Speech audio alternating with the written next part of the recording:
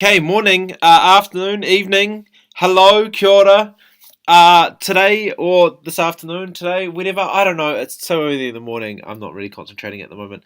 But we're having a look at form and structure as your next element and feature. Your lesson plan or your lesson criteria is to understand the basics of form and structure.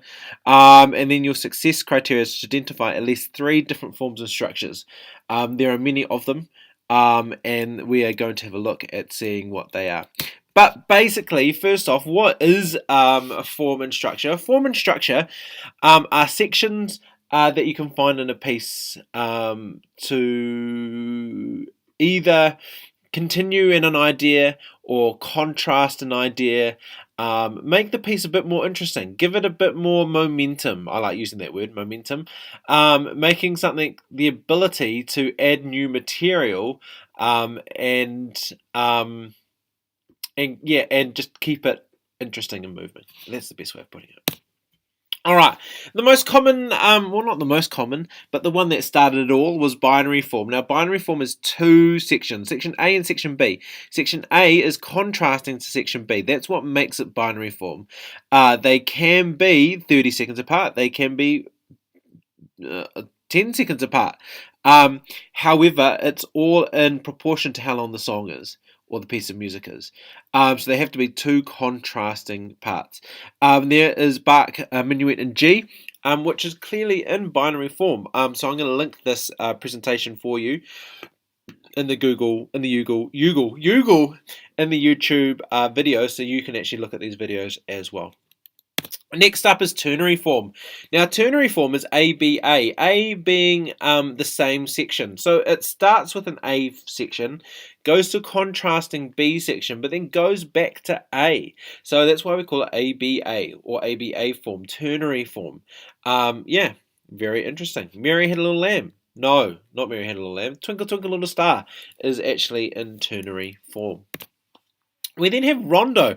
Rondo is an extension of ternary form. So it's section A, section B, then section A. Then it has a brand new section C, which is contrasting to A and B. Then it returns to A. Apparently, Fur Elise is in rondo form. I did not know that until I saw this video. Because I never played it. So there it is, rondo form, Fur Elise, the most played piano piece and annoying piano piece in the world. Yeah, boring piece. Actually, not a boring piece, just I don't like it. It's just, yeah, that's, yeah. You can still do it for your performance. Don't get me wrong.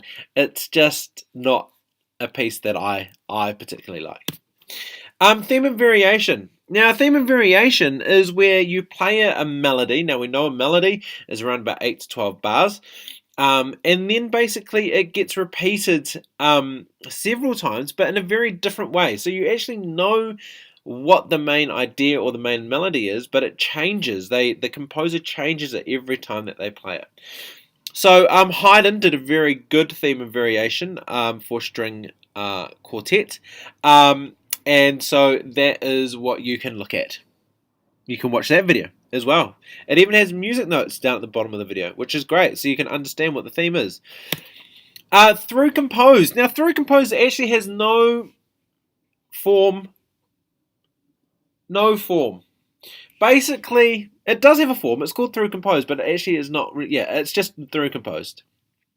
And has contrasting sections with no repeated sections. So it just moves on. There's one section, and then there's section B, then there's section C, then there's section D, etc., etc., etc. It doesn't go back to another section. A great example is Bohemian Rhapsody, which is through composed. Very different sections. It is a rock opera. Yeah, through composed. Mamma mia, mamma mia, mamma mia, let me go. Then there's the 12 bar blues, what we did in year 9. It's a 12 bar blues section. It gets repeated and repeated over again. It's a jazz and blues structure. You know it. I'm not going to say the chords. But it is a section that just goes over and over and over again. Just repeats the harmonic. Just the harmony just repeats harmony and the chords over and over again.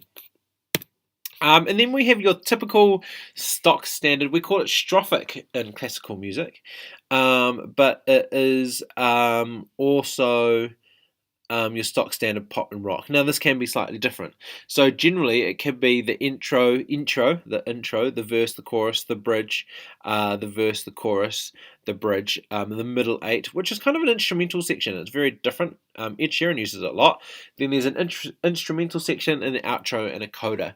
Now, predominantly, I only wrote down the words. I didn't actually give a specific, because the thing is that there could be, there's just many very different variations of a verse chorus form, but it generally does need to go verse chorus or chorus verse verse, and in between those are little sections like the pre-chorus or the bridge or the middle 8 or the instrumental, and there's generally an intro and there's usually an outro. So yeah, that is verse chorus form, or in the classical term we call it strophic. A bit of a variation on rondo form when you really think about it, but it's not rondo form because there are the intros, the middle 8s, the bridges, the instrumental, and the outro and the coda. Well, there it is, form and structure done and dusted.